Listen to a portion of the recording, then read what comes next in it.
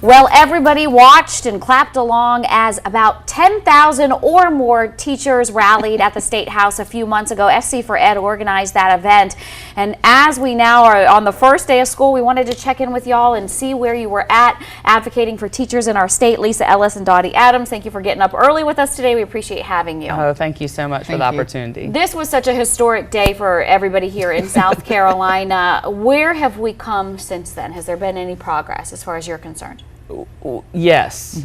Not as we joke, it's not as much as I would like to see, but there has been progress. First and foremost, in the willingness for teachers to stand up for themselves and their students and do what is in the best interest of South Carolina and public education. And we have seen some movement with the legislature and as well as district offices recognizing the dire situation that we are in terms of public education.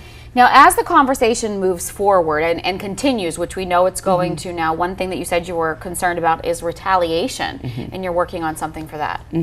We, Representative Neil Collins introduced a no retaliation bill last year, and it's still sitting in committee.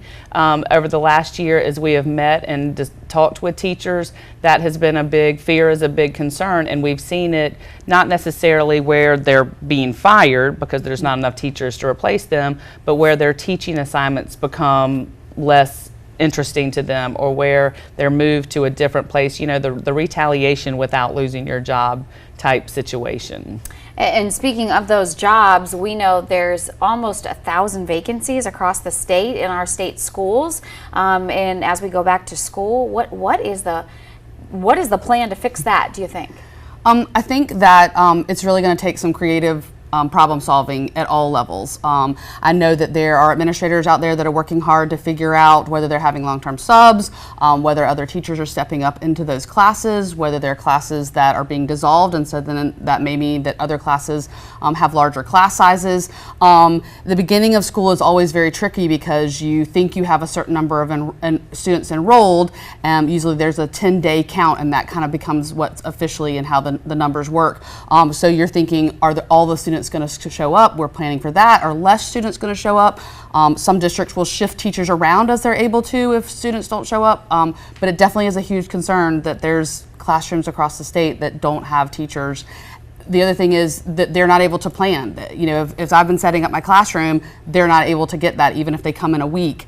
And so it just kind of puts them a little bit behind. But hopefully the veteran teachers will be able to step up and help them. And really quickly before we go, I know you guys are going to continue to advocate throughout the year. What do you hope for teachers this year in our state?